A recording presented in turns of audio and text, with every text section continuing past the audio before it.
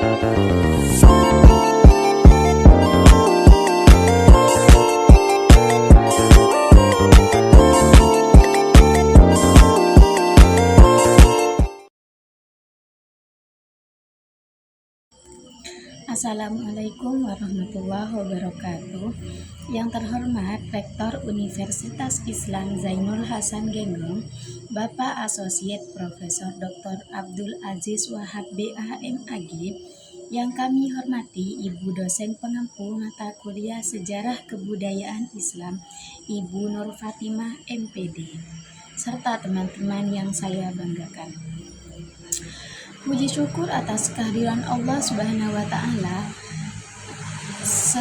dan atas segala rahmat dan karunia-Nya, sehingga kita dapat mengikuti kegiatan ini dalam keadaan sehat dan tidak ada halangan apapun. Sholawat serta salam semoga tetap tercurah limpahkan kepada Nabi kita Muhammad Sallallahu Alaihi Wasallam.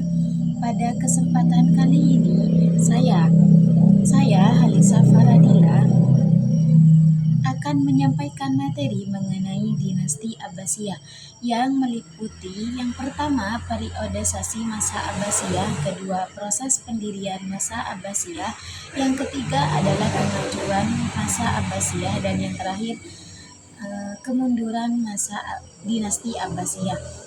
Semoga materi yang saya sampaikan dapat membawa wawasan dan memberikan manfaat bagi kita semua. Amin amin ya rabbal alamin.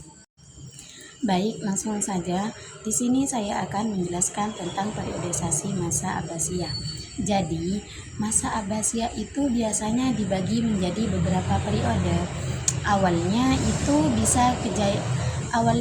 masa kejayaan banget, sekitar abad ke-8 sampai ke-10.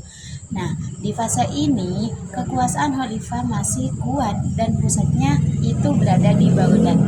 Terus masuk ke periode kedua, kekuasaan itu mulai agak goyah karena banyak pengaruh dari luar, kayak bangsa Persia dan Turki yang ikut campur dalam pemerintahan. Lalu periode berikutnya, khalifah itu cuma jadi simbol saja, sementara yang dipegang kekuasaan sebenarnya adalah dinasti kecil, sampai akhirnya periode terakhir kekuasaan Abbasiyah makin lemah banget sebelum akhirnya runtuh. Nah, yang kedua itu pendirian masa dinasti Abbasiyah. Awalnya Abbasiyah ini berdiri karena ketidakpuasan terhadap dinasti Umayyah. Banyak yang merasa pemerintahan Umayyah itu nggak adil, terutama bagi non-Arab. Nah, gerakan ini dipimpin oleh keturunan Abbas, paman dari Nabi Muhammad. Tokoh pentingnya itu ada Abu Abbas Ash-Shofah. Dia yang akhirnya menjadi khalifah pertama setelah berhasil menggulingkan Umayyah. Ibu kota dipindah ke Baghdad, dan dari situ mulailah era baru pemerintahan Islam. Yang ketiga ada kemunduran masa dinasti Abbasiyah. Nah, ini masuk ke bagian yang paling keren sekali, karena masa Abbasiyah ini dikenal sebagai zaman keemasan Islam. Ilmu pengetahuan berkembang pesat, mulai dari matematika, kedokteran, astronomi, sampai juga ilmu filsafat. Banyak ilmuwan hebat lahir dan kaya raya dari Yunani juga diterjemahkan ke bahasa Arab.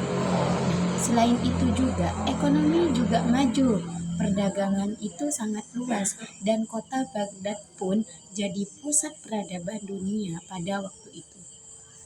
Yang keempat ada kemunduran dinasti Abbasiyah. Tapi lama-lama mulai menurun karena penyebabnya banyak konflik internal, perebutan kekuasaan, dan wilayah yang terlalu luas, jadi susah dikontrol. karena terlalu luas, jadi susah dikontrol. Nah, selain itu juga muncul kejayaan-kejayaan kecil yang memisahkan diri. Puncaknya itu ketika Baghdad diserang oleh bangsa Mongol tahun 1258, kota itu hancur, banyak ilmuwan yang terbunuh, dan itu terjadi tanda runtuhnya Abbasiyah.